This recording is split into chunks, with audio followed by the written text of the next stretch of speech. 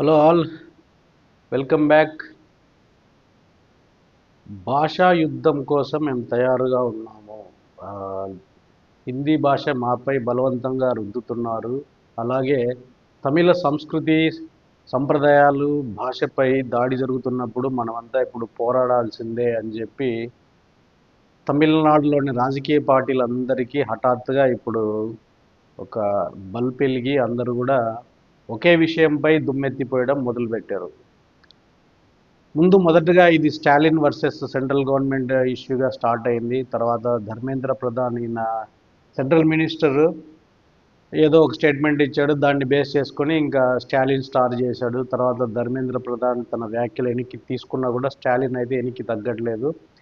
ఇంకా అదే పనిగా ఇంకా వేరే ఇష్యూస్ ఇంకేం లేవు స్టేట్లో ఎక్సెప్ట్ త్రిభాష సిద్ధాంతము. అంటే స్కూల్స్లో మూడు భాషల బోధన పైన ఒక ప్రాబ్లం తప్ప ఇంకా ఏ ప్రాబ్లము లేదన్నట్టు ఆయన కోతిపుండు బ్రహ్మరాక్షసి లాగా దాన్ని ఇంకా అందరికీ అంటించే ప్రయత్నం చేస్తున్నాడు.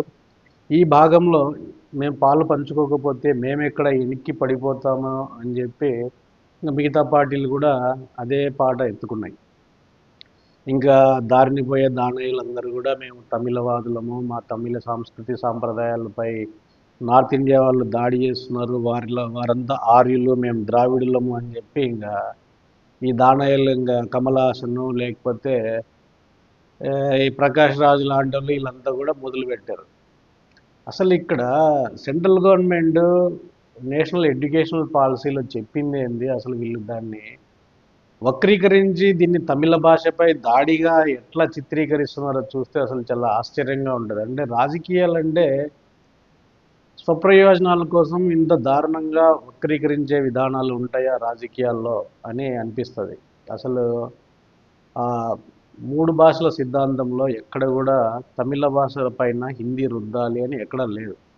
అసలు క్లియర్గా అందులో ఏముంది ఎడ్యుకేషనల్ పాలసీలో అంటే ఖచ్చితంగా మూడు భాషలను అయితే నేర్పించాలి. అందులో రెండు లోకల్ లాంగ్వేజెస్ ఉండాలి, అంటే భారతీయ భాషలు ఉండాలి. అందులో ఆబ్వియస్గా ఒకటైతే ఆ స్టేట్కి సంబంధించి ఉంటుంది, ఇంకొకటి ఎనీ ఇండియన్ లాంగ్వేజ్ ఉంది తప్ప ఖచ్చితంగా హిందీ అయితే లేదు అక్కడ. ఒకటి ఫారిన్ లాంగ్వేజ్ అంటే మోస్ట్లీ అది ఇంగ్లీషే ఉంటుంది. ఇక్కడ ఎక్కడ కూడా క్లాజ్ అయితే లేదు మీరు ఖచ్చితంగా హిందీని మ్యాండేట్ చేయాలి అని చెప్పి. Option is given to state governments and the students. వాళ్ళు డిసైడ్ చేసుకోవాలి రెండు భాషలు ఏంటి. ఒకటి మాతృభాష ఆబ్వియస్గా ఉంటుంది, రెండో భాష ఏంటి అనేది చాయిస్. అది ఎక్కడ కూడా హిందీనే ఖచ్చితంగా మీరు నేర్చుకోవాలి అనే ఫోర్స్ అయితే లేదు. కానీ స్టాలిన్ అనే వ్యక్తి దీనిపై ఎందుకు ఇంత దారుణంగా ఫైట్ చేస్తున్నాడో అర్థం కావట్లేదు. ఇంకా వేరే సమస్యలు ఏమీ లేనట్టు ఈయన ఇంగ్లీష్ నేర్చుకునేటప్పుడు లేని బాధ ఇంకొక భారతీయ భాష, ఓకే ఫర్ ఎగ్జాంపుల్ హిందీనే అనుకోండి, ఏం తప్పు ఉంది అందులో నేర్చుకుంటే? ఒకవేళ మీకు హిందీ నేర్చుకోవడం ఇష్టం లేకపోతే ఇంకొక లాంగ్వేజ్ నేర్చుకోండి మీరు. అంతేగాని మీరు ఇదే ఒక భయంకరమైన ఇష్యూ అన్నట్టు ఇంకా నెత్తినెత్తుకొని మొత్తం అల్లకొల్లం చేసే విధంగా వెళ్తున్నారు. 1967లో ఈ భాషా ఉద్యమం ఎట్లా సాగిందో అప్పట్లో నాకు తెలిసి ఒక 100 మంది దాకా కూడా ప్రాణాలు కోల్పోయారు. ఈ హిందీ భాషపై యుద్ధం అని చెప్పి అదని ఇదని నార్త్ ఇండియా వాళ్ళు మన పైన పెత్తనం ఏంటి, ఆర్య ద్రావిడ సిద్ధాంతాలు ఇవన్నీ కూడా లేవనెత్తి అప్పట్లో కూడా ఇలా హింసాకాండకు తెరలేపారు. అందులో కొంతమంది ప్రాణాలు కోల్పోయారు. మళ్ళీ ఇప్పుడు అదే స్థాయిలో ఇంకా ఈ జనాలందరిలో కూడా సెంటిమెంట్ రగల్చడానికి ట్రై చేస్తున్నారు. నాకు తెలిసి ఇది ఒక ఎగ్జిస్టెన్స్ కోసము ఫైట్ తప్ప నిజంగా ఇది ఒక పెద్ద ఇష్యూ కాదు. మీకు ఇష్టం లేకపోతే మీ ఇష్టం వచ్చిన లాంగ్వేజ్ నేర్చుకోండి. ఎక్కడ కూడా హిందీ అనేది ఫోర్స్ చేయలేదు. వీళ్ళు చెప్పే లాజిక్ ఏంటంటే నార్త్ ఇండియాలో సౌత్ లాంగ్వేజెస్ ఎందుకు నేర్చుకోవట్లేదని. యాక్చువల్గా అట్లా నేర్చుకోవాలని ఎక్కడ కూడా ఎవడు ఫోర్స్ చేయలేదు పాలసీలో. అది state choice, student choice, any given to Indian languages అంతే. అది ఏదైనా కావచ్చు. అది ఇష్టం ఉంటే సౌత్ లాంగ్వేజ్ నేర్చుకుంటారు, లేకపోతే నార్త్ ఇండియాలో ఇంకోటి నేర్చుకుంటారు. అట్ ది సేమ్ టైం తమిళనాడులో హిందీ నేర్చుకోవడం ఇష్టం లేకపోతే ఇంకోటి నేర్చుకోండి. గతంలో ఇదే కారణం చెప్పి నవోదయ స్కూల్స్ కూడా వాళ్ళు రాకుండా చేసుకున్నారు. అక్కడ సర్వశిక్ష అభియాన్ భాగంగా 1986లో నవోదయ విద్యాలయాలు ప్రారంభమైనప్పుడు నవోదయ విద్యాలయాల్లో హిందీ నేర్పుతారని చెప్పి అప్పట్లో కూడా ఇదే సెంటిమెంట్తో దాన్ని అడ్డుకున్నారు. ఇప్పటిదాకా నవోదయ విద్యాలయాలు అయితే లేవు అందులో. వీళ్ళు ఒక విధంగా నవోదయ విద్యాలయాల ద్వారా ఒక బెటర్ ఎడ్యుకేషన్ అందించే ఒక వ్యవస్థనైతే కొంతమంది రాజకీయ నాయకులు స్వప్రయోజనాల కోసము ఆ సెంటిమెంట్ లేపి చాలామంది రూరల్ విద్యార్థులకు దాన్ని అయితే దూరం చేశారు. మళ్ళీ ఇప్పుడు అలాంటిదే ఇంకొకటి చేస్తున్నారు. ఒకటి ఇట్స్ ఇండివిజువల్ చాయిస్, హిందీ నేర్చుకోవాలా వద్దా అనేది. ఒక విధంగా చూస్తే ఇండియాలో ఎక్కువ ప్రాంతాల్లో వాడుకలో ఉన్నది హిందీ భాష. దాన్ని నేర్చుకోవడం వల్ల ప్రయోజనమే ఉంటుంది తప్ప లాస్ అయితే ఉండదు. హిందీ నేర్చుకోవడం వల్ల తమిళ్ అంతరించిపోతుంది అని ఒక వితండవాదం చేస్తున్నారు. అది ఎలానో నాకు అర్థం కావట్లేదు. సి మీ తమిళ్ వాళ్ళకి తమిళ్ లాంగ్వేజ్ పైన అంత ప్రేమ ఉంటే వాళ్ళు హిందీ నేర్చుకున్నా కూడా దాన్ని అవసరమైన చోట మాత్రమే వాడతారు తప్ప మిగతా అంతా తమిళ్లోనే మాట్లాడతారు. ఎందుకంటే మీకు తమిళ్ పైన ప్రేమ ఉంది కాబట్టి. మరి ఇక్కడ తమిళ్ భాషకి ఎక్కడ అన్యాయం జరుగుతుందని వీళ్ళు భావిస్తున్నారో నాకు అర్థం కావట్లేదు. అలా అనుకుంటే అయినా ఇట్లా మన మన సంస్కృతి సాంప్రదాయం కానిది ఏదైనా కూడా మనం అలో చేయకూడదు. ఒకవైపు పారిశ్రామికీకరణ చూస్తే తమిళనాడు టాప్లో ఉంటుంది. చాలా ఇంటర్నేషనల్ ఎంఎన్సీల కంపెనీలు ఇవన్నీ కూడా తమిళనాడులో మా మద్రాస్ కేంద్రంగా ఉత్పత్తులు ఉన్నాయి. ఎంఎన్సీలవి మ్యానుఫ్యాక్చరింగ్ ఉంది. మరి తమిళ సంస్కృతి సాంప్రదాయాలు దెబ్బతింటాయంటే మరి ఇలాంటి ఫారిన్ కల్చర్ కానీ ఇవేవి కూడా మనము ఎంకరేజ్ చేయకూడదు. పోనీ అవి వచ్చిన తర్వాత తమిళ్ ప్రభావం ఏమైనా తగ్గిందా, లేకపోతే మీ సంస్కృతి సాంప్రదాయాలకు ఏమైనా డ్యామేజ్ జరిగిందా అంటే ఏం లేదు. అవి ఎప్పటి నుంచో ఉన్నాయి, వాటి పని అవి చేసుకుంటున్నాయి. ప్రజలకు ఏది ఇష్టమో ప్రజలు కూడా అది చేసుకుంటూ వెళ్ళిపోతున్నారు. ఇప్పుడు వీళ్ళంతా కలిసి నిన్న పవన్ కళ్యాణ్ మాట్లాడిన మాటలపైన ఎదురుదాడి చేస్తున్నారు. ఇంకా ఈయన సినిమాలు తమిళ్ ఎందుకు డబ్బు చేసి తమిళ సినిమాలు హిందీలోకి ఎందుకు డబ్బు చేసి వదులుతున్నారు అది ఇదని లేవనెత్తాడు. బట్ ఆబ్వియస్గా ఈయన లేవనెత్తింది కరెక్టా అంటే కాదు. ఈయన ఏదో అవసరం బీజేపీతో అంటకాగుతున్నాడు కాబట్టి ఈయన సమర్థించే విధంగా ఈయన ఏదో చెప్పాడు. యాక్చువల్గా ఈయన చెప్పిన దాంట్లో కూడా ఒక వ్యాలిడ్ పాయింట్ ఉంది. అట్ ది సేమ్ టైం ఒక ఫ్లిప్ సైడ్ కూడా ఉంది. ఇప్పుడు మనం ఒక నార్త్ ఇండియా వాడిని సౌత్ ఇండియా వాడిని చూసామనుకోండి, సౌత్ వాడు నార్త్కి వెళ్తే నార్త్లోనే హిందీలోనే మాట్లాడతాడు. ఒక నార్త్ ఇండియా వాడు పని ఎత్తుక్కుంటూ వచ్చి సౌత్కి వచ్చినా కూడా వాడు సౌత్ లాంగ్వేజ్ నేర్చుకోడు. ఎందుకంటే వాడు మన దగ్గర నుంచి హిందీలో మాట్లాడాలని ఎక్స్పెక్ట్ చేస్తాడు.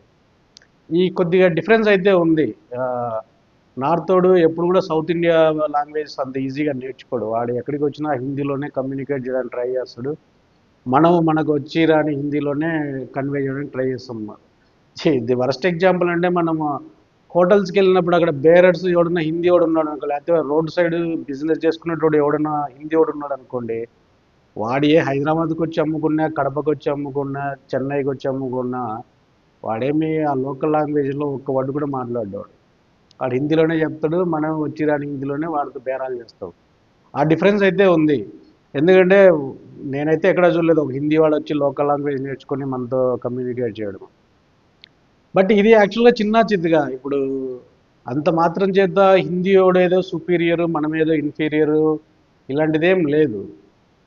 అట్ ది సేమ్ టైమ్ వీళ్ళు చెప్పేది ఏంటంటే ఈ ఎంపీ సీట్లు డీలిమిటేషన్లో కొన్ని లేపేస్తారు సౌత్ ఇండియాలో, నార్త్ ఇండియాలో ఇంక్రీజ్ చేస్తారు. ఆ విధంగా పార్లమెంటులో సౌత్ ఇండియా రిప్రజెంటేషన్ తగ్గిపోయి మన ప్రభావం కూడా తగ్గిపోతుంది. ఏదైనా పాలసీ మేకింగ్లో కూడా మొత్తం నార్త్ ఇండియా వాళ్ళ హవాని నడుస్తుంది అని చెప్పి ఇంకొక బూచిని కూడా కారణం చూపిస్తున్నారు. మేజర్గా చెప్పాలంటే ఇదే మెయిన్ రీజన్. ఈ విధంగా వీళ్ళు భాషతో వీళ్ళు బ్లాక్మెయిల్ చేసి కేంద్రం మెడల్ వంచాలని చూస్తున్నారు. కానీ అమిత్ షా క్లియర్గా చెప్పాడు, ఈ డీలిమిటేషన్ వల్ల నంబర్ ఆఫ్ సీట్స్ అయితే ఖచ్చితంగా తగ్గవు, సేమ్ నంబరే ఉంటుంది. కానీ నియోజకవర్గాల పునర్విభజన మాత్రమే జరుగుతుంది. ఏ విధంగా అంటే పాపులేషన్ బేస్డ్ మీద నియోజకవర్గాల సైజు అవన్నీ కూడా తగ్గుతాయి పాపులేషన్ బట్టి అని చెప్పి ఆయన చెప్పాడు. అంతేగాని సీట్లు తగ్గించే ఆలోచన అయితే కేంద్రానికి లేదు అని చెప్పారు. యాక్చువల్గా నాకు తెలిసి ఈ కాన్ఫ్లిక్ట్ ఈ డీలిమిటేషన్ దగ్గర నుంచే మొదలైంది. అండ్ మోర్ ఓవర్ తమిళనాడులో ఇంకా నెక్స్ట్ ఎలక్షన్స్లో గెలవడానికి వీళ్ళ దగ్గర ప్రధాన ఆయుధం అయితే ఏమీ లేదు. కాబట్టి దీన్ని ఎత్తుకున్నారు, సెంటిమెంట్ రగల్చి నెక్స్ట్ అన్నాదురై ప్రభావాన్ని కూడా తగ్గించి తమిళనాడులో మళ్ళీ నెట్టుకొని వచ్చి ఈ ఆర్య ద్రవిడ సిద్ధాంతాలు, Hindi non Hindi, north India politicians south India పొలిటీషియన్స్ను ఇన్ఫీరియర్గా చూస్తున్నారు.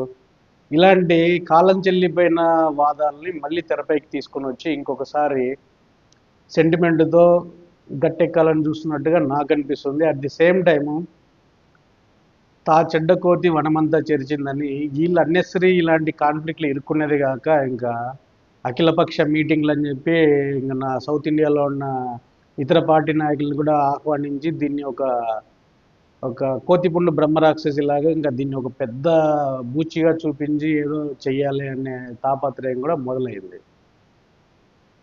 నాకు తెలిసి ఇంక రాజకీయ నాయకులు అయితే సౌత్ ఇండియాలో ఉండే ఇతర స్టేట్లో ఉండే రాజకీయ నాయకులు ఈ ట్రాప్లో పడరు అని నేను అనుకుంటున్నా. ఎందుకంటే ఇది పూర్తిగా వాళ్ళ వ్యక్తిగత అజెండాతోనే నడుస్తుంది తప్ప దీనివల్ల పెద్ద లాస్ లేదు, గెయిన్ లేదు ఎవడికి. ఇష్టమైన వాళ్ళు ఫాలో అవుతారు, ఇష్టం కాని వాళ్ళు నేర్చుకోరు. That's it, there it ends.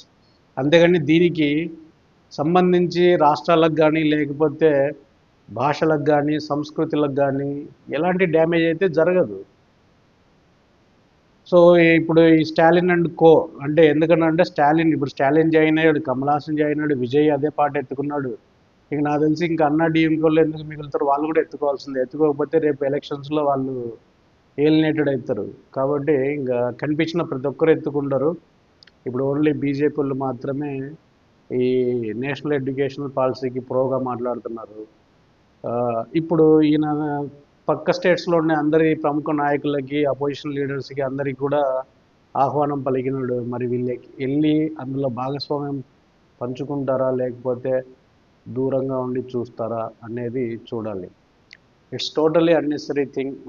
ఏమీ లేని చోట వీళ్ళు ఏదో ఒక క్రైసిస్ని అయితే క్రియేట్ చేస్తున్నారు. తద్వారా ఈ హార్మోనీని అయితే దెబ్బతీయడానికే వీళ్ళు ట్రై చేస్తున్నారు. దీనివల్ల పెద్ద లాభం అయితే ఏముండదు. ఇంటిగ్రిటీ అనేది ఏ మాత్రము ఇంప్రూవ్ అవ్వదు. మోర్ ఓవర్ ఆ ఇంటిగ్రిటీని దెబ్బ కొట్టే విధంగానే వీళ్ళు ప్రవర్తిస్తున్నారు.